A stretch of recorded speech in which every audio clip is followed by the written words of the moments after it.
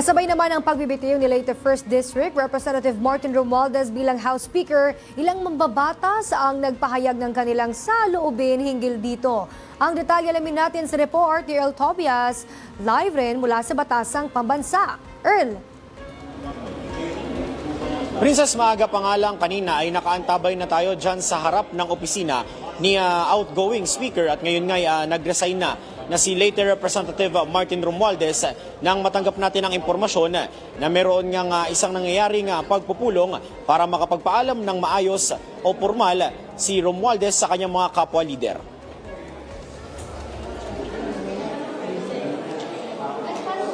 Princess, yan ang mga pangyayari hanggang sa kinumpirma na nga ni House Deputy Speaker Jay Kung Hoon ang pagbibitiw sa pwesto ni Representative Romualdez. Pinaliwanag ni Kung Hoon na personal na desisyon ni Romualdez ang pagbaba niya sa pwesto. Ito'y tugon sa agam-agam o alegasyon na ibinato sa kanya sa gitna ng may init na isyung inuusisa ngayon ng Kamara.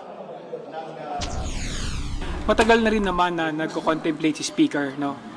Dahil nakikita rin niya na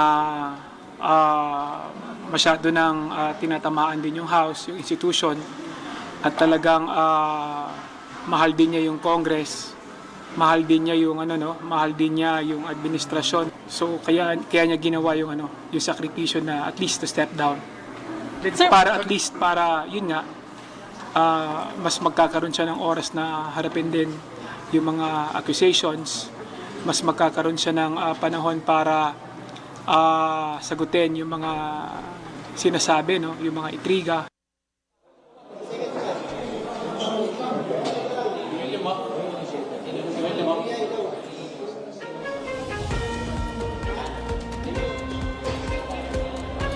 Princess, tiniyak din ng mga mambabatas na tututukan ang maayos na pagpapalit ng liderato at pagiging produktibo ng Kamara, lalo pat nasa lamesa pa rin naman ang trabahong maipasa ang nabusisi nilang bersyon ng 2026 national budget.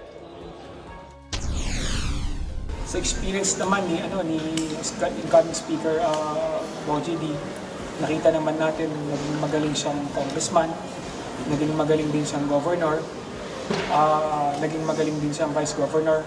Talagang maganda naman yung kanyang naging pamamalakad.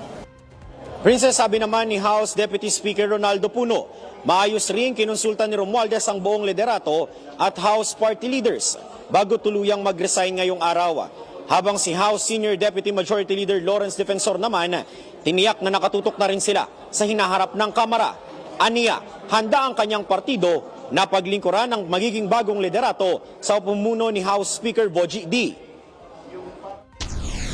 If change will come in the House of Representatives, the National Unity Party will support the new leadership and help regain and rebuild the reputation of the House of Representatives. Princess, hindi naman daw maitatanggi ni House Deputy Speaker Kung Hoon na may kalungkutan nga na bumabalot dito ngayon sa Kamara, partikular dyan sa mga nakatrabaho ng parehong liderato, miyembro ng liderato ni House Speaker Romualdez at pati yung mga staff na talaga na mga napamahal na raw dito sa nagdaan na pamumuno ni House Speaker Romualdez bilang leader nga nitong Kamara, pero bilang nandito na daw ito ay nakatuon na raw ang kanilang atensyon ngayon sa mga susunod na hakbang ng Kamara. Yan muna ang balita dito. Balik muna sa inyo. Maraming salamat, Earl Tobias.